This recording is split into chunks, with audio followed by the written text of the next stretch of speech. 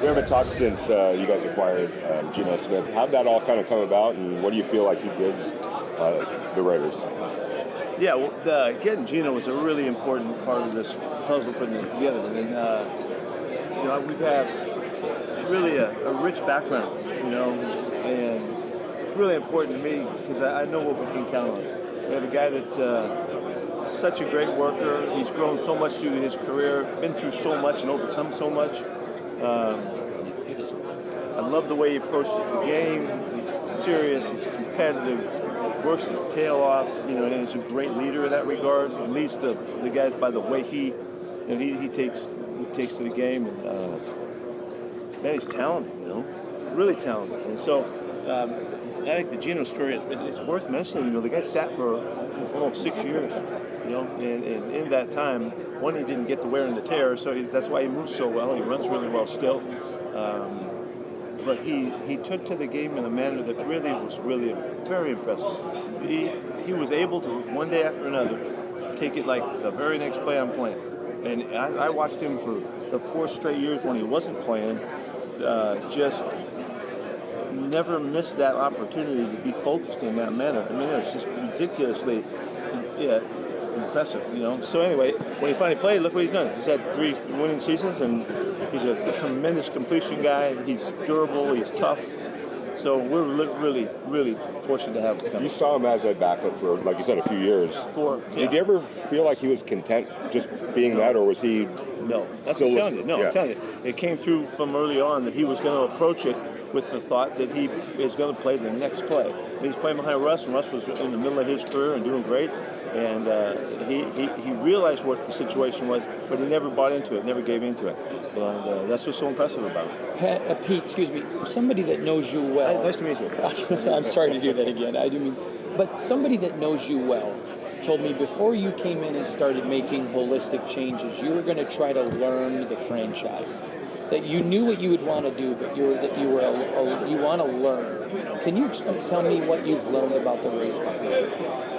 Yeah, that I don't need to worry about what happened in the past. And they've had a hard time for a number of years, and it hasn't been smooth in any way.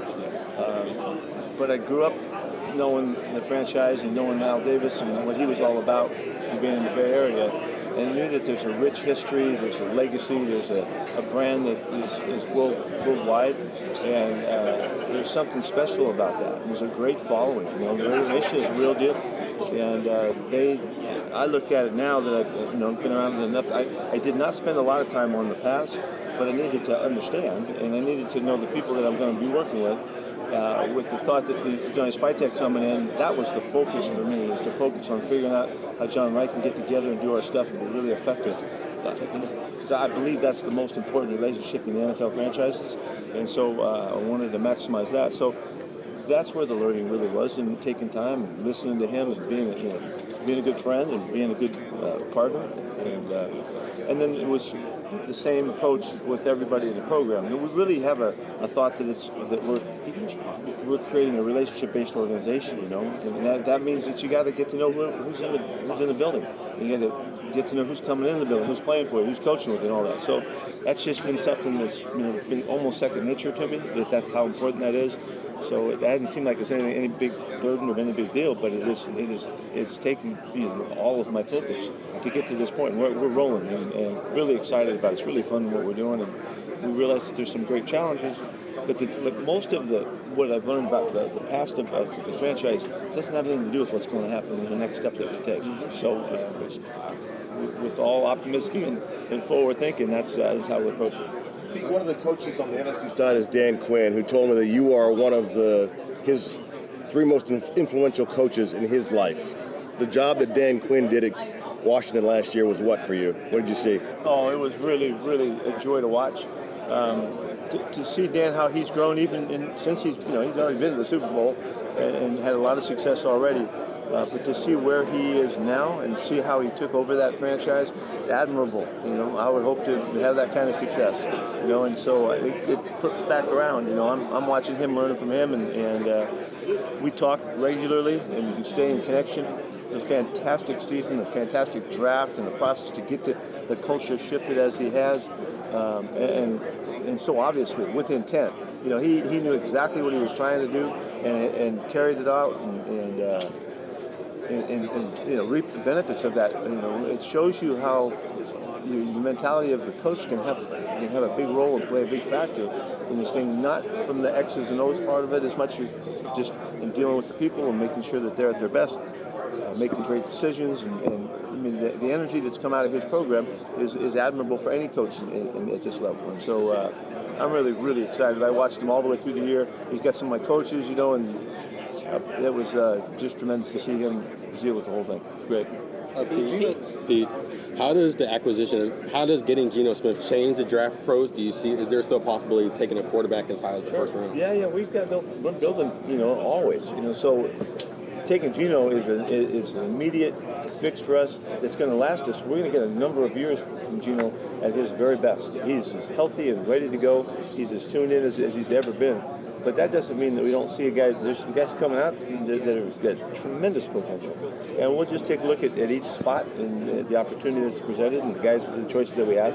But we're not excluding taking any position at this point. You're known as a program builder. Not every head coach is.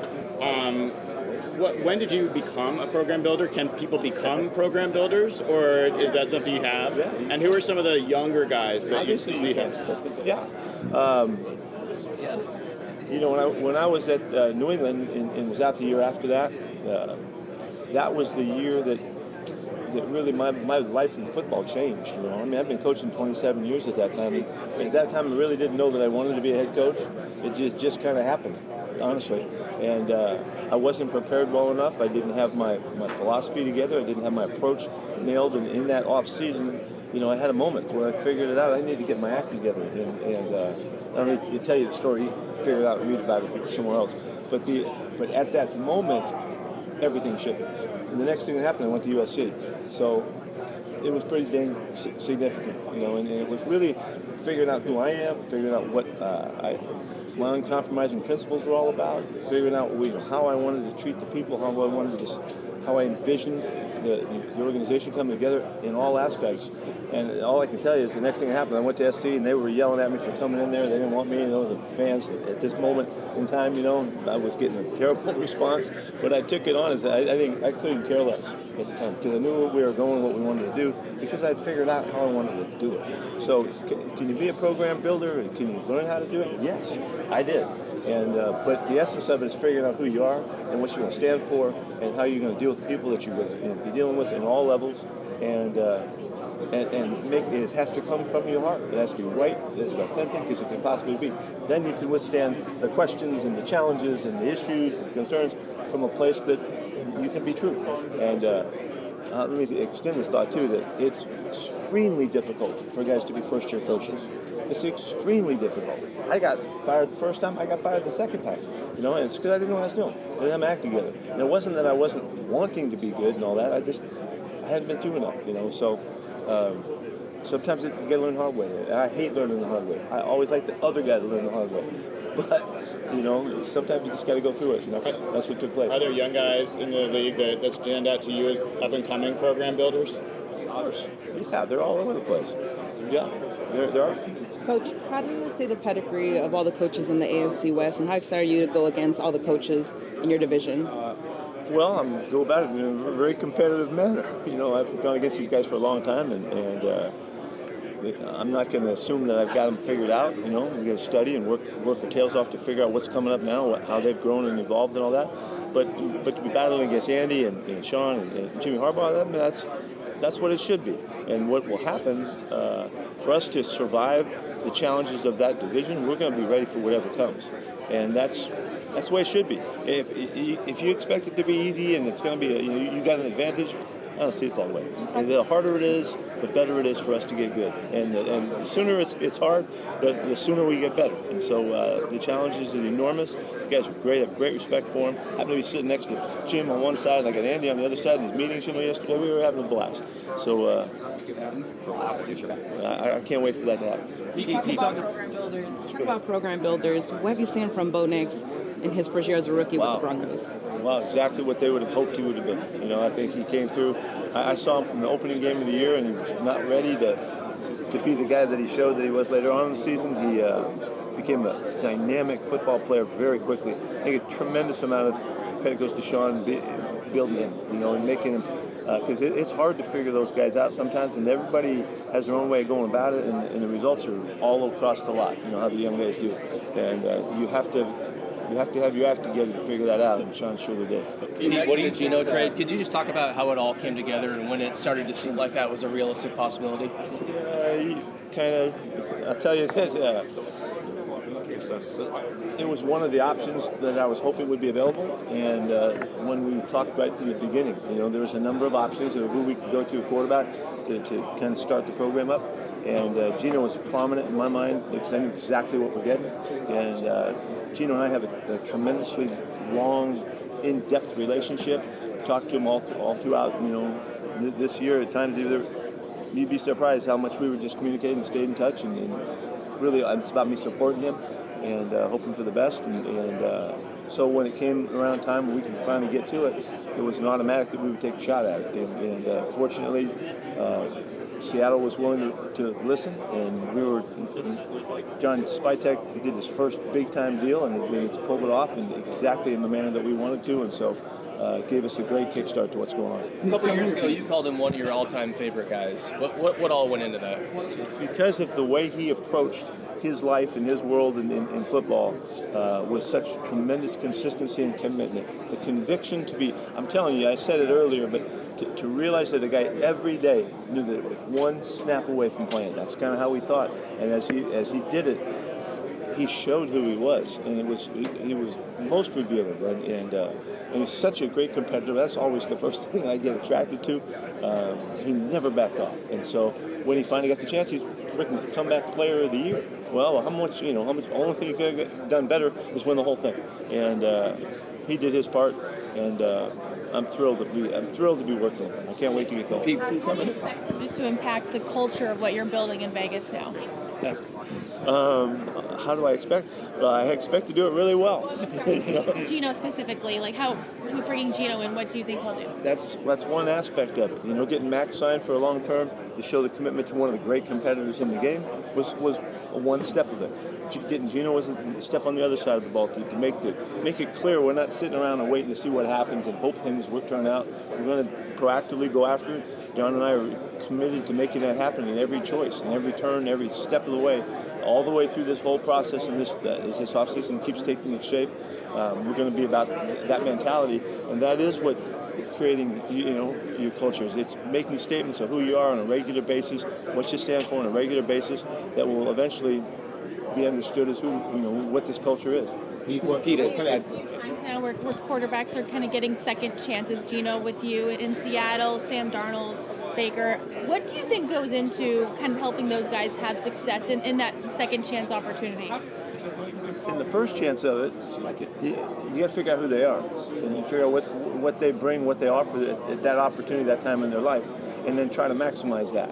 And it's no different. It's the next step, and the next chance you get another guy, you bring a guy in that's been around or whatever, you got to figure out who they are. It isn't any different in any aspect of my program. I got to know everybody in this program. I got to figure out who they are, what makes them extraordinarily unique, and then see how we can celebrate that uniqueness by the way we position them and ask them to do what they do. And so it doesn't matter whether it's a young guy or an old guy or where they come from.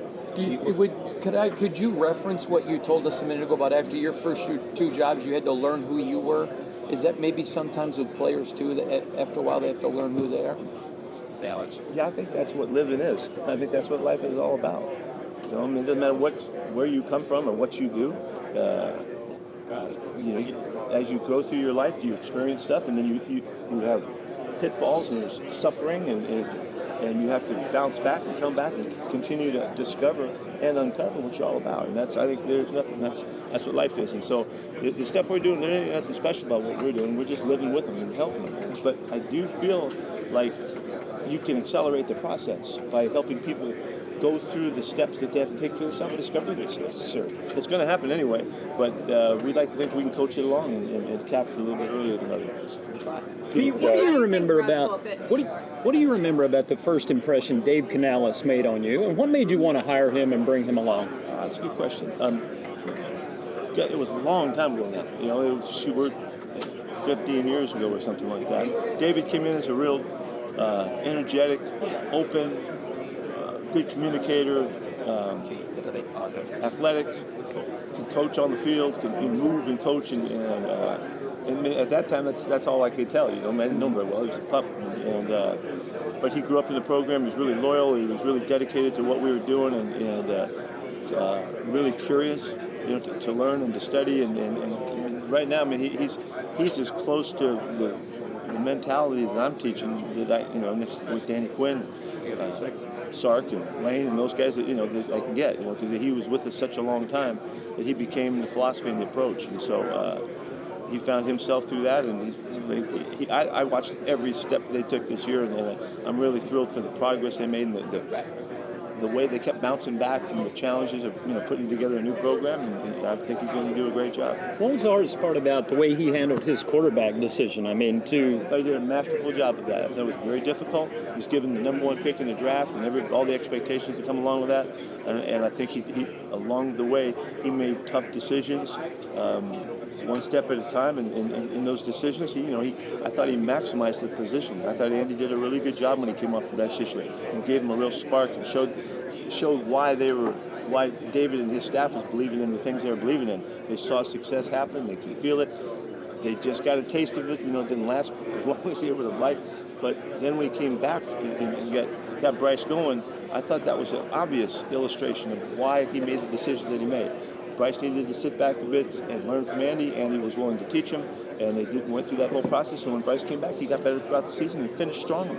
And so I would think, I can't speak for them, but I would think that they found out a tremendous amount of information to head forward with the quarterback position. I don't know where they are and what they're going to do about it, but I think they're in a pretty darn good place right now. I'm looking forward to this second season. Pete, free agency there's always difficult decisions that have to be made. Sorry, the guys in the front are dominating. Sorry about that. I'll get you. Free agency always creates some difficult decisions. You had some starters from last year's defense that left in free agency. Kind of, I guess, what went into all of that? Do you feel like you've adequately replaced them? I think I said early on, we'd like to keep our guys. That was the truth, because that's all we had.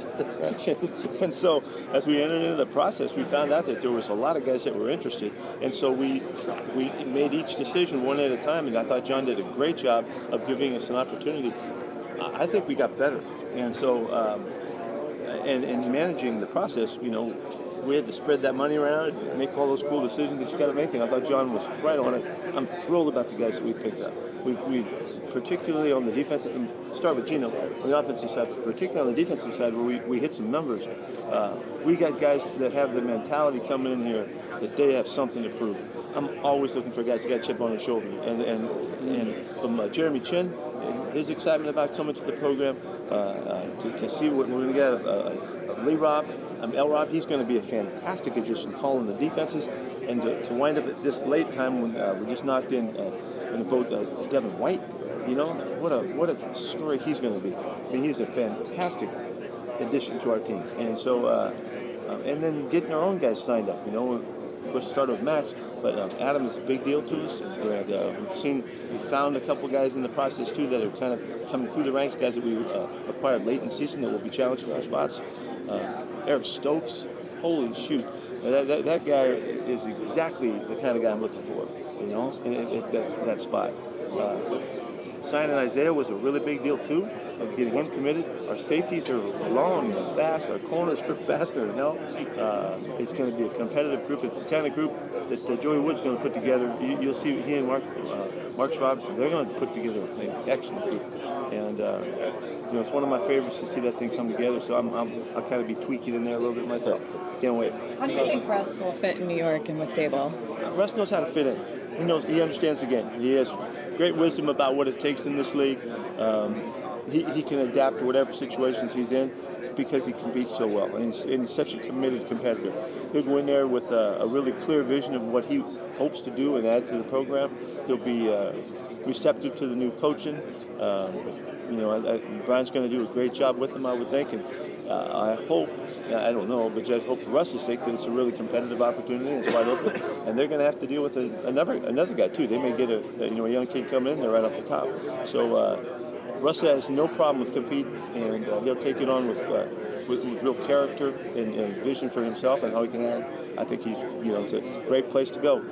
Going to New York, that's a great challenge. So he'll be up for it. Hey, Pete, why are you between the two Harbaughs in the coaching picture yesterday? What do you mean? What are you worried about that? I was just curious if that was for I like fun. those guys. These guys are great football coaches.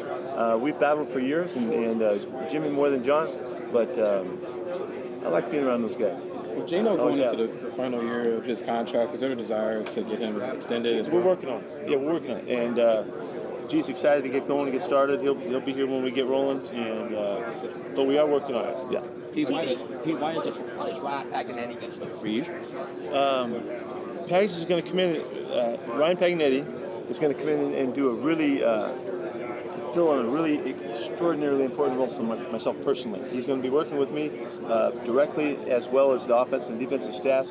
He's got great background. He's got this world of analysis is something that's really continues to grow, and guys that have had good background, they have so much to offer. And Ryan has a tremendous, rich history of learning how to deal with the analytics part of it, but yet football as well. He's been a coach. He's dealt with the head coach. He's very familiar with the kind of questions. No, I take that back. He won't be familiar with the kind of questions I'll ask him, but he'll be ready to handle the answers and cover it. So I'm really thrilled that he came. We just got him a couple days ago, and we've already been going after him. The stuff that he brings from the analytics world feels like it's going to be helpful to you, and how much of it feels like it's sort of science fiction at this point? Well, to me, it's a little bit of science fiction. I get that, AI's around the corner for us. We're already involved in doing stuff, and Ryan understands everything. He's been in it long enough that he brings a connection to the past, which I really like, because he can make sense of what we used to look at and how, as we look at things now. He is right here with me on everything that we're doing. So I'm really thrilled that he's there. Seattle one for you. 2 years ago, you guys had 2 first-round picks. Got a pair of guys who kind of become foundational guys in Spoon and JSN. Just what do you remember about the process of scouting those guys and getting both of them in the draft? Both of them were uniquely, really, really unique players. They stood out at their spots and the special talents that they brought. Spoon, he is a tremendous football player, and it's all because of how instinctive he is and how his mentality for going for it, the chip that he's got to prove who he is on a regular basis, play to play, moment to moment, shows up. JSN he's just a gifted football player. Everything comes natural to him. He had a tremendous second half of the season showing that. They got 2 great picks, for the long haul, which I think they should be really. I'm sure they're really excited about it. Good to see you, brother. You had an interesting Kyle Juszczyk. What is about him, even though as a fullback, what he can do? Well, he's a very unique player, almost an iconic player in that position of fullback. I saw him for years, had tremendous problems with what he offered, because of all of the things he could do. I think it's a great statement about Kyle, figuring it out and how to utilize him in those past years. To be a threat and an issue and a problem, and really effective now. So he's shown the league. He's really the guy to do all those things. Best of luck to him. What kind of input have you gotten from Tom Brady? A tremendous. What kind? Let me answer specifically. Dealing with Tom is a moment-to-moment recollection of who he is. He stands for so much. He is not just a trivial, easygoing dude. He is on it, and I say that because he's such a tremendous competitor. He competes at everything that he's doing. He is really a clear communicator, directed, focused, going back to understanding who he is, to great depths. He's an amazing asset. Really is an amazing asset, and in an array of ways. The only issue is that he's not around all the time. We're not there all the time with him. But it's not that he's not competing all the time. He's keeping track of everything. We talk regularly, really close with John, and they have a great relationship so that we can add the richness that he offers. He's going to have a blast doing this. He's so excited about it. He's so involved with everything. And we're trying to do a good job of really keeping him connected, so he really can be at the edge of making give them the advice and help us make decisions on a way that's representative of our ownership. Ownership has really changed at the club, and Mark Davis did a tremendous job in envisioning what he could put together, starting with Tom and Tom Wagner that came with him, Elon Durbin and Michael Meldman. Those guys, they bring an energy like I bring, and there's an attitude that we share that is really compatible, and we're all looking forward to the next step. I hope with a real cutting-edge approach and an outlook that could be very unique and seen as that. And so that's why this is such a great opportunity for me to have this chance. Are you talking daily, or how do you end up? Not daily with everybody. Oh, Tom's available moment to moment. Yeah, we're speed dialing the whole time. Speed dialing? Can you speed dial these days? You've always brought in stories outside of football that inspire you, inspire team people. What are some stories or teams or athletes that have your attention right now outside of football? Well, you know what's going on outside of football that's fun for me is the class I'm teaching at USC, and all of the opportunities to communicate and also to receive information from the young people at school, as well as the people that have become part of that class too. It's an array of stars, Just a couple weeks ago, we were sitting there talking with Ted Lasso, and then we're talking with the next week we were talking with Steve Kerr, and a couple weeks before that we were talking with Deepak Chopra, and they were part of the course, and to see that exchange of that kind of an array of wisdom in a class that I'm involved with, I'm just like a kid in a candy store. It's just been so much fun, and so just with those people I mentioned, think of the array of perspectives, and so I'm hoping that it'll be clear coming off this off season for me, truly an off season, that it hasn't been about sitting there just fishing at the river. It's been, I've done that too, but there was an opportunity for a tremendous amount of growth, and I can't wait to share stuff in the new outlook that I have, and the things that have adjusted and all that. But the philosophy will stay the same, but the approach and the mentality and the nuances will be constant as part of it. Go ahead. As you go through your first off season with John, what have you learned about working together, John Spytek? Spytek? It's been awesome. He was picked out by Tom, first of all. Tom knew John along the way, Michigan guys and all that, which I'm really tired of listening to. But the Michigan background was kind of where they started, but they built a relationship that will be so significant in this program. They communicate really well. They talk hard to each other, and I think John can bring out the best in Tom and Tom the best in John. And hopefully, knowing that the relationship between the head coach and the general manager is the most significant and impacting relationship. John and I have started off, with a dedication to really collaborate in every way that we can to bring out the best in both of us. And so it's gone well so far. We're underway. I have no concern about how it's going to go. I can already see us hitting it. And so, he's got the draft coming up. He's already made a bunch of deals. He signed all the coaches. He's got all this thing going. He's been on point on everything we've done, and only the highest of expectations that we've done for him. Now that we're about a month away from the draft, it's like now that we're about a month away from the draft, what have been your early thoughts about just the quality of this draft class? There's a lot of excitement about the draft for the club because there's tremendous players at an array of spots. They're not all as strong as the others, but there's guys throughout that really get us cranked up, and we're going to have our wish list, and we're going to be hoping that some guys are going to be there when we choose. We have a tremendous position in the draft, 6th spot throughout the rounds.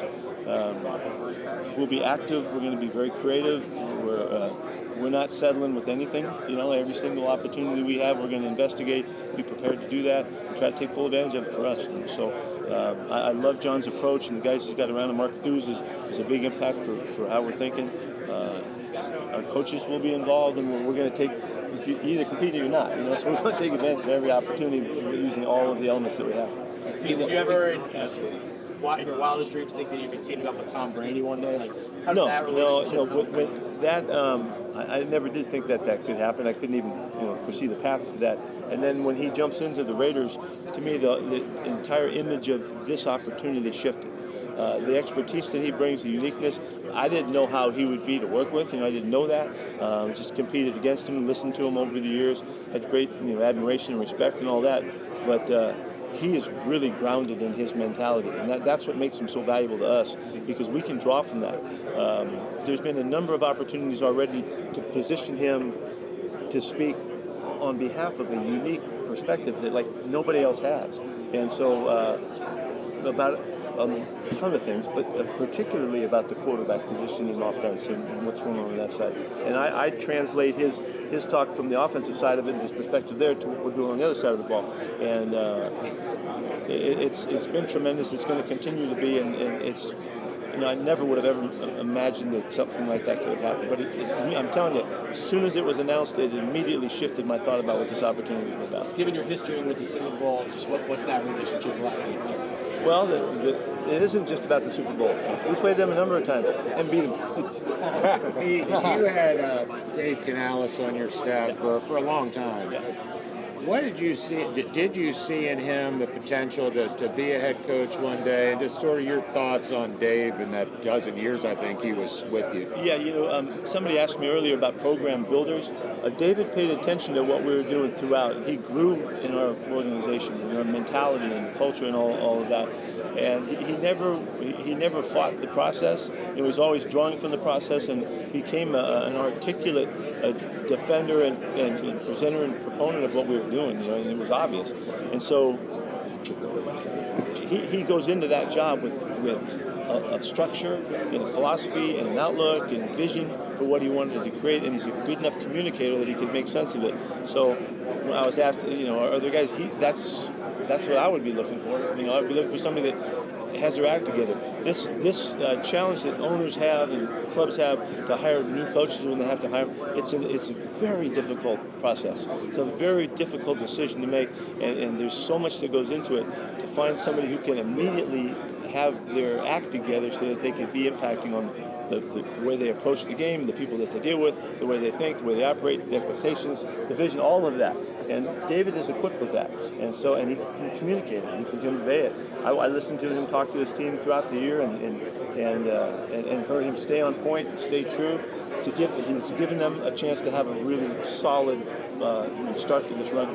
Pete, what did you guys see in linebacker Christian Ellis, and were you surprised the Patriots matched that contract offer? We're still good players. We went after him. We like challenging that aspect of the process so that we can go about every single opportunity. We went into it, but they saw in him what we saw in him, and so they matched it up and kept. Pete, I know that it's probably been a whirlwind for you, but how do you like Las Vegas so far? There's kind of a new frontier aspect to it, which probably fits how you. Yeah, there is. Yeah. Las Vegas is obviously an exciting place, and I'm not taking part in the exciting place of it, but I haven't been there. I've never even been downtown, but it does have a feel, and it does have a sense, and there's an excitement about. That's why people go to Las Vegas, and why everybody that you talk to that are friends of ours are going to come watch our game. I don't know where they're going to stay, but they're all coming to town, and everybody wants to be part of the Vegas thing. And our players feel that too. It's a great place for young players. It's a great place for them to grow up with tremendous challenges that we have to help them through. But you haven't it's an incredible place.